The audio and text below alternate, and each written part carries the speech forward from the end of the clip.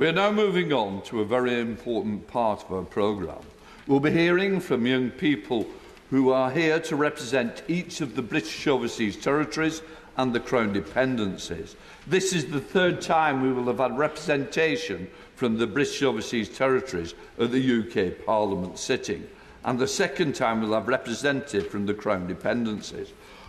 Many of the decisions we make here in the UK have a huge impact on their futures, so I'm very pleased to be able to offer them a platform on which they will represent young people in their territories.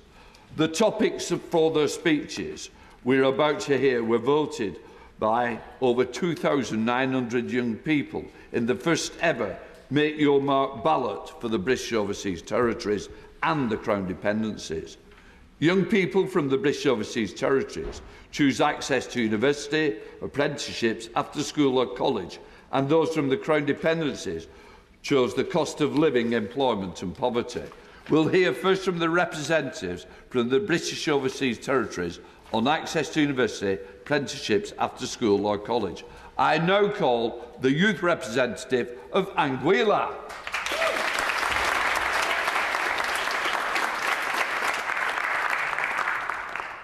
Thank you, Mr. Speaker. Honourable Members of Parliament, I must say it is an honour to stand before you as a youth parliamentarian representing Anguilla to speak on education and learning. Though small, Anguilla prioritises education as a driver of progress.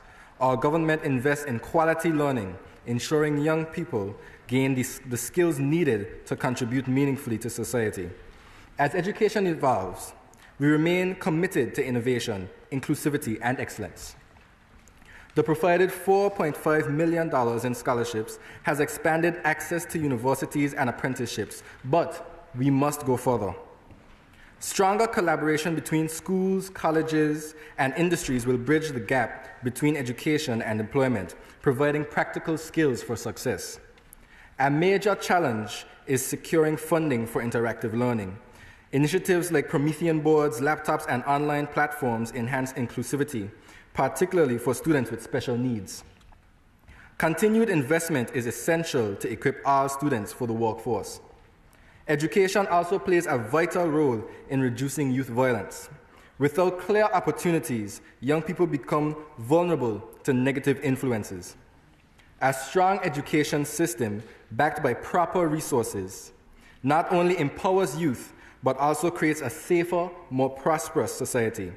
I commend Anguilla's government for prioritizing education and investing millions. However, we cannot do it alone. With more and continued UK support, we can ensure every young person reaches their full potential. Investing in the youth strengthens Anguilla and helps break cycles of violence in our communities. I thank you. The youth representative from Bermuda.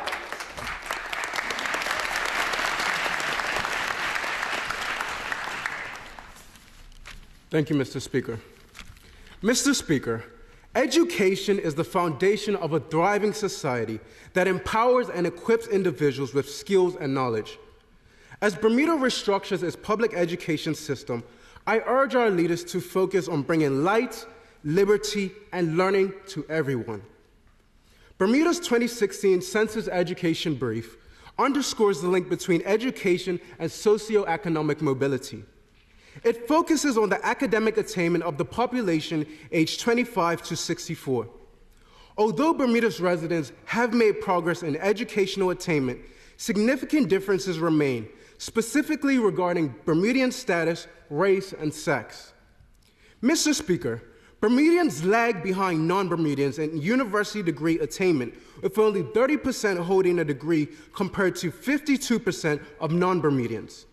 This reflects recruiting overseas workers to fill professional, senior official, and managerial positions.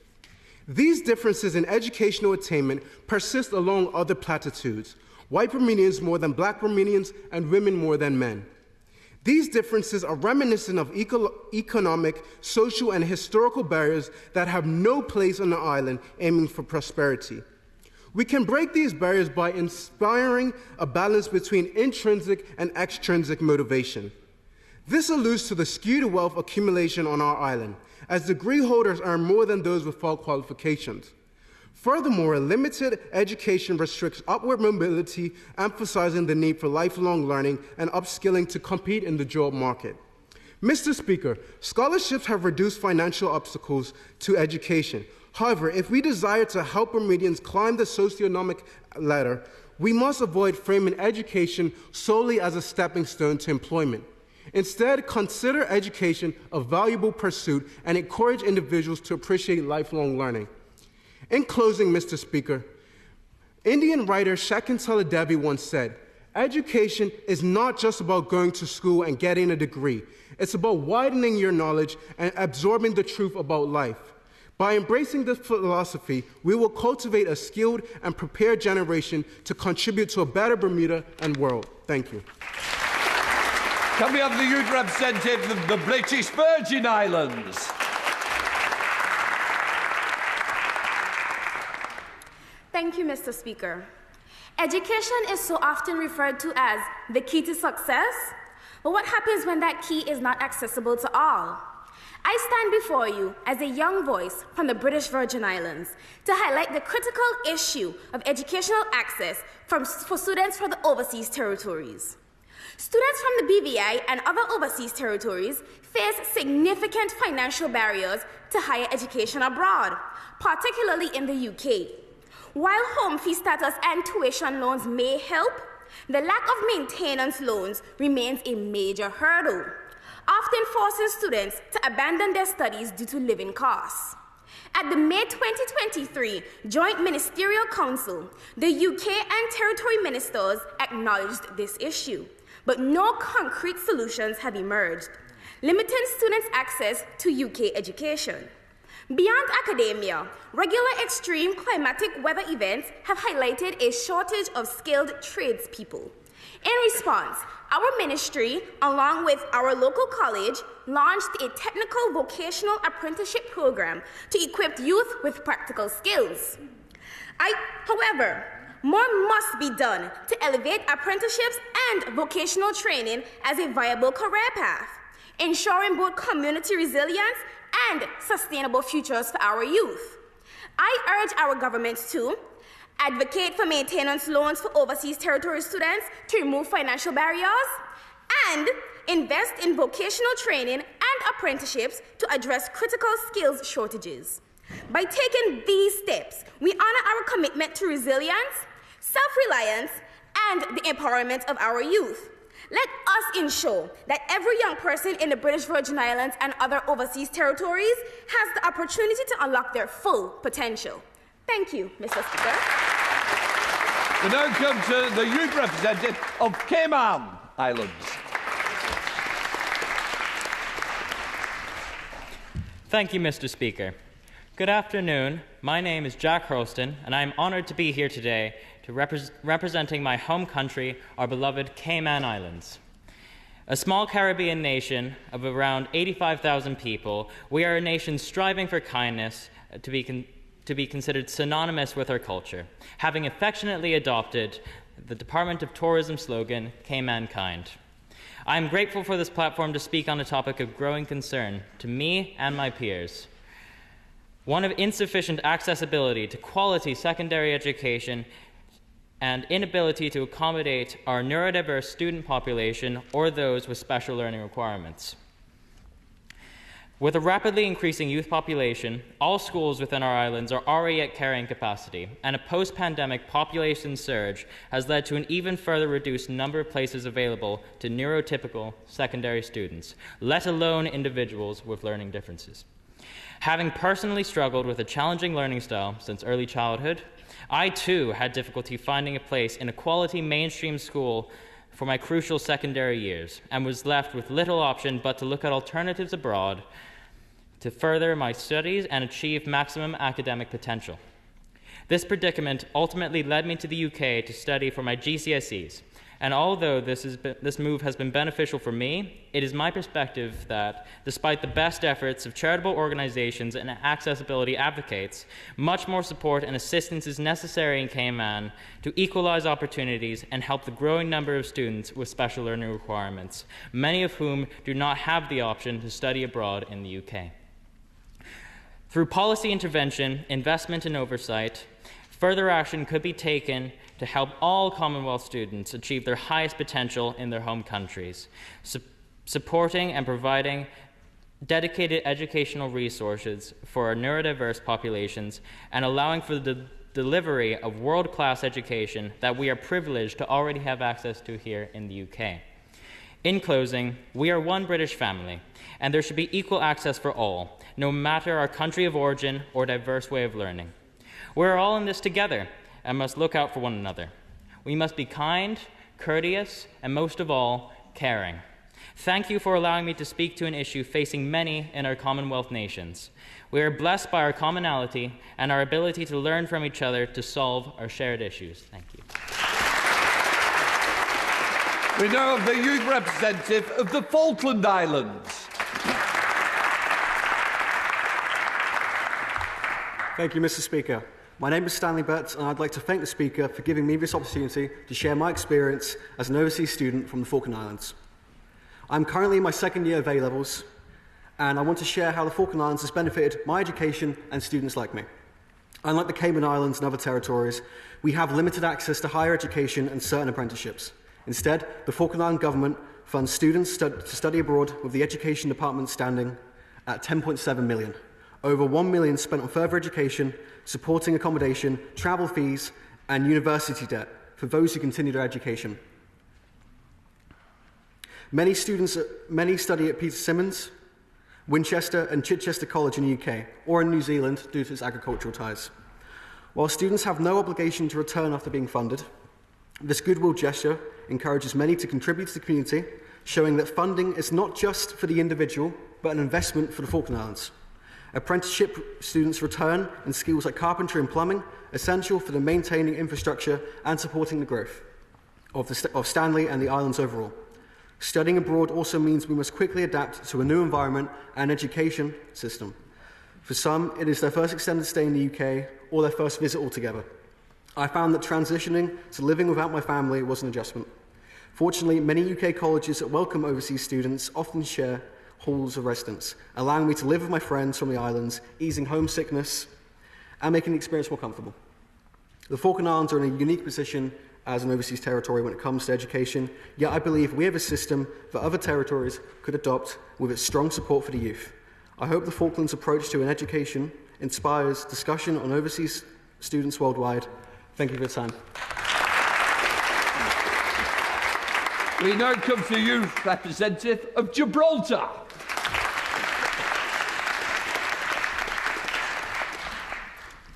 Thank you, Mr. Speaker. My name is James Vinette, and I am a proud British Gibraltarian. When we're thirsty, we open the tap. We never question the availability of clean, plentiful water. But for millions around the world, safe drinking water is a luxury. It can often almost be impossible to come by. The same can be said about education.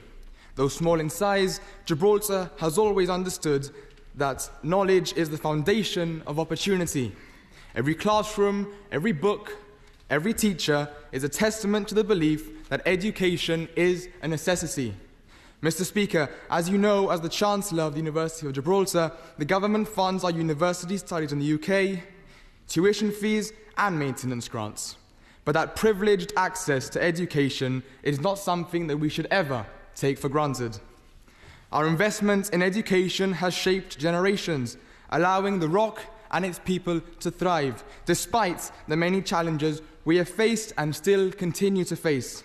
Every young person in Gibraltar, regardless of gender, background, or circumstance, is given the tools to succeed. Because, Mr. Speaker, education is the key to empowerment, and no nation, big or small, can progress without it.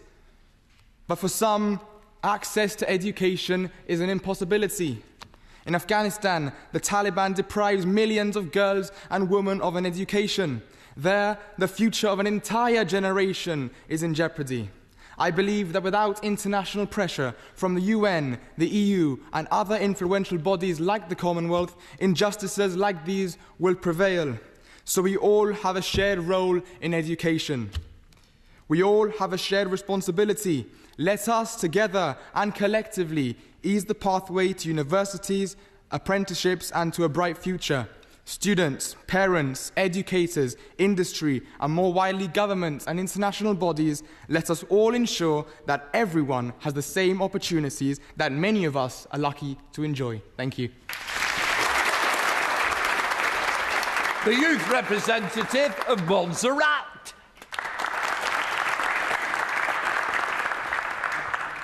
Thank you, Mr. Speaker. Members of the Youth Parliament, I am Shari Bazi, the proud representative of the lush green and beautiful Emerald Isle, Montserrat. Mr. Speaker, education is a social process that molds young people into individuals living purposeful and dignified lives. It contributes significantly to the formation of society structure when combined with other social forces. Access to education, whether it's through traditional universities or alternative vocational scenarios such as apprenticeships, plays an essential role in our personal and professional growth. Mr. Speaker, education is one of the most powerful forces behind social mobility, yet access remains unequal. Studies show that education provides the skills and credentials needed for stable employment and higher wages. However, despite more people than ever before having access to education, social mobility in the UK is at its lowest level in over 50 years, according to a 2023 report by the Institute for Fiscal Studies. Mr. Speaker, if access has expanded, then why does inequality persist? The real issue is not just access, but who gets access. Did you know that students from underprivileged backgrounds are nearly 3 times less likely to gain admission to university or an apprenticeship compared to their more affluent peers? This is not just a UK issue. It is a reality for many under-resourced countries, including Montserrat. Currently, Montserrat has no full-time university, no vocational or technical college, and limited structured apprenticeship. Mr. Speaker, today I stand here as a representative of students who must leave their homes, families, and communities in search of higher education. As an engineering student at the Waltham Forest College, I can safely conclude that access to university and apprenticeship is easier now, but remains limited. Mr. Speaker, while preparing this speech, I reflected upon my peers that are often faced with financial and logistical barriers. While the government of Montserrat does offer some scholarships, many students struggle to secure funding for overseas studies. This, Mr. Speaker, limits their opportunities, and that is unacceptable. Every student, regardless of their background, financial status, or country of birth, deserves an equal opportunity to succeed. Yet, for students from Montserrat and the other UK overseas territories, the barriers are even greater. Many of us are British citizens, yet we lack the same educational infrastructure and support as students in the UK. If we are truly a part of the British family, then we must be granted the same opportunities to learn, to grow, and to contribute to society. We need a system that recognizes the unique challenges faced by students from under-resourced communities and countries alike. This means creating pathways that reflect the diverse needs of all students through inclusive education policies, expanded apprenticeships, and increased financial support. Education, Mr. Speaker, is not a privilege, it is a right. Investing in the future of Montserrat and the other overseas UK territories is investing in the future of Britain itself. I thank you. No, this is, with many firsts today, I'm going to introduce Owen, who's the youngest person ever to speak in this chamber, and he comes from the remotest place in the world, a part of the overseas territories known as Tristan da Cunha. Can we give a very warm welcome?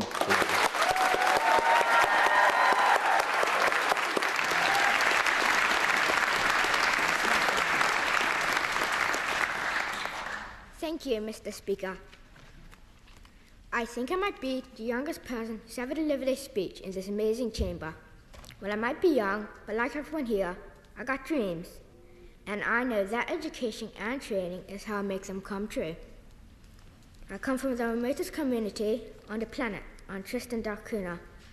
We are 1,500 miles from the nearest neighbours, and a week at sea from the nearest airport. I wake up every day and hear the sounds of crashing waves and singing birds. My island is beautiful, but living there and getting educated there does come with challenges. We have only one school and just a handful of trained teachers. They each have to teach lots of subjects, and if one of them leaves, it's hard to find a replacement. Our resources for learning are limited. We only have a small library and not enough equipment for things like science experiments, but we are creative and we always make the most of what we have. Our internet connection has just got much faster. The school is already making good use of it, linking us with specialist teachers. We're now learning, playing and connecting online in ways we never thought possible. My dream is to pass my IGCSEs and then get trained to be a mechanic. Those skills could take me anywhere in the world, and they're precious back home on Tristan, where we repair our own machinery. I have to leave the island to get my training. That's expensive, and going so far from home is tough for young people. But I hope the island and UK will support me. Living on a remote island means we will know each other's business, but also means great friendship and a strong community. We face challenges, but we find ways to overcome them. Whether it's helping each other study, sharing resources, or just dreaming big about the future.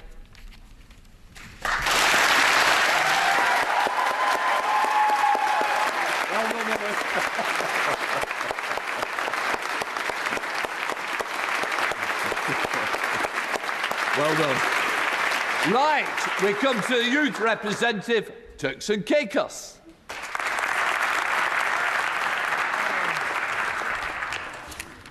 Thank you, Mr. Speaker, and good day to my fellow youth representatives and MYPs. My name is Damari Fulford from the beautiful, by nature, Turks and Caicos Islands, and today I am honoured to stand before you to emphasise what I believe that access to education through university and apprenticeships is the foundation for a brighter future in our islands. This year, our government's annual international scholarship program has opened doors for over 100 exceptional Turks and Caicos Islanders like myself to study at universities all over the world. In 2020, we started a national internship and apprenticeship program that's provided over 200 participants placements, allowing students to work in related fields of studies and industries to improve our human capital, which I am proud to state.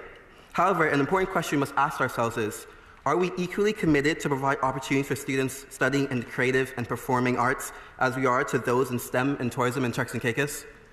Every student has the right and deserves a chance to fully pursue their passions, Mr. Speaker, without feeling pressure to follow traditional paths based on societal expectations such as conventional financial standards and negative labeling on the arts, as I have experienced as a current music student at the University of Nottingham. By broadening our view of education, opportunities and resources, Mr. Speaker, we empower and encourage individuals to thrive in areas that not only bring them personal fulfillment, but also contribute to our growth of our economies and communities. In 2024 alone, reports have stated that the music and entertainment industry has contributed £7.6 billion to the British economy. Additionally, countries such as our neighbours Jamaica grew in popularity based on the rise in their global reggae music. And I believe Turks and Caicos can do the same with our very own rake and scrape genre to attract more tourists annually. Therefore, if we invested more in nurturing and making our creative industries more accessible, we will have the key to a well-rounded and prosperous society. For these are not simply hobbies, Mr. Speaker, but these are investments to diverse educational pathways, which will build a stronger and more dynamic Turks and Caicos Islands. So let's champion education in all forms, academic, creative, and technical, because true progress happens when we recognize that success comes in various pathways, and when talent meets opportunities, our islands, my Turks and Caicos Islands, will flourish. Thank you.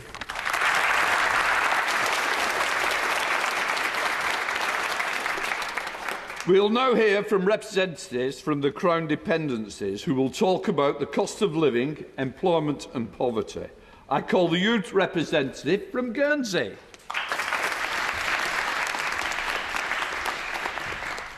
Thank you, Mr. Speaker. Guernsey is an autonomous jurisdiction. We're not part of the UK and we've never had representation in the UK Parliament. However, that's not to say we're not immensely fond of our neighbours across the sea. We share the same currency as the UK, but we collect and allocate our own taxes, we support our own industries, and we face our own challenges because of that. Guernsey's finance industry employs around 23% of the workforce. Everyone knows someone who's worked in finance or has at some point worked in it themselves, but that hasn't always been the case.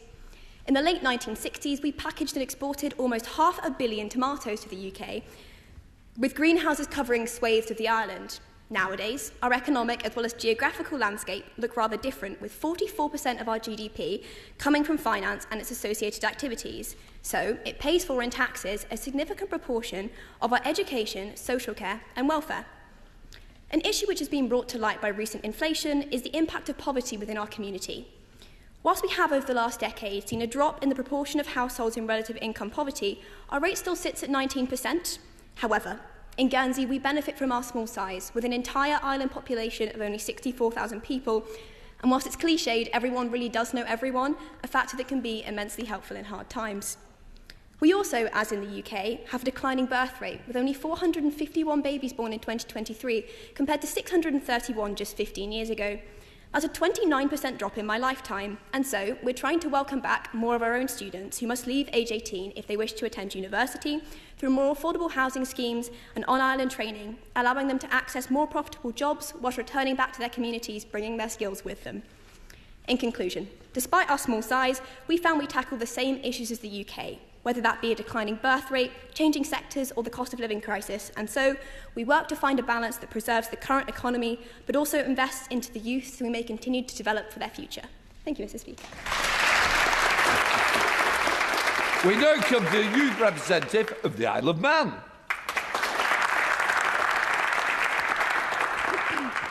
Thank you, Mr. Speaker. I was born and live on the Isle of Man, which is an internally self-governing Crown dependency. In 2006, the Isle of Man, in line with the ongoing work of the government to engage young people with politics, reduced the age to vote to 16. So it is an honour and a privilege to represent the island today at Youth Parliament. Currently, the population of the Isle of Man is just under 85,000, but it is an ageing population which presents some considerable financial challenges for the island. In December 2022, 22.5% of the population was over 65, with the smallest age groups being 17 to 19 and 20 to 24. A contributing factor to these low numbers is the large number of students who, once they've completed their A-levels, need to leave the island to attend university and gain qualifications they are unable to attain on the island, with many failing to return once qualified. As the Isle of Man is classed as overseas, the tuition costs are more than those who are living in the UK.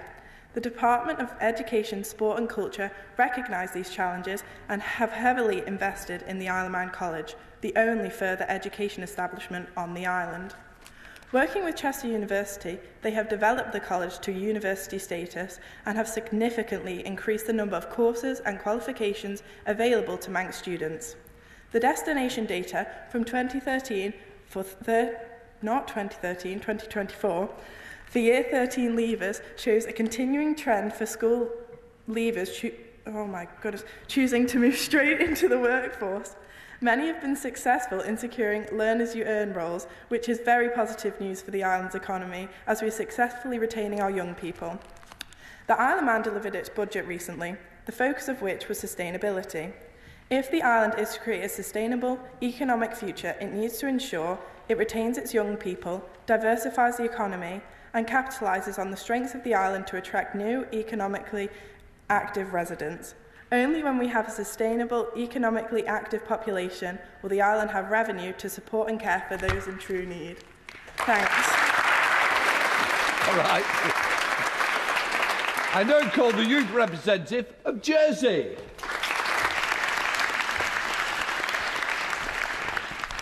Firstly, I'd like to express my thanks to the Speaker for inviting me to speak today, and I'm very grateful for this opportunity. Jersey boasts an economy of over 5.7 billion per annum and an average GDP of around 55,000 per person, which puts us among the top 20 economies globally for living standards. Even though we have a wealthy and strong economy for our size, we are facing potential economic pressure and demographic shifts in the next decade due to an ageing population, decreasing birth rates, and low adoption of new technology. Birth rates in 2024 for Jersey were the lowest since 1945, having fallen 10% since the previous year. These statistics predict a major challenge in Jersey's ratio of working and non-working islanders, which could lead to a decline of revenue to run public services and ultimately a drop in living standards. There is also an increase in Jersey-born young adults leaving the island due to limited job opportunities, high costs of living, and our current housing situation. A skilled workforce is crucial for productivity and growth in Jersey's changing labour market. Despite high employment levels, we experience skill gaps and labour shortages. Therefore, it is essential to enhance our workforce's skills while balancing inward investment and by providing the right reskilling and upskilling opportunities. As an island, we have set the goal to be a consistently high-performing, environmentally sustainable and technologically advanced economy by 2040. To succeed at this, we must take advantage of the rapidly growing areas of industry such as biotechnology, artificial intelligence and other technological areas, as these industries introduce new jobs to the island that will introduce a new generation of workers. Jersey needs sustainable economic growth that supports family life and development. As an island, we're in a strong position now to acknowledge and act on these problems, and we must do so in the coming years before it's too late. I would like to thank the Speaker again for this opportunity and listening to my presentation.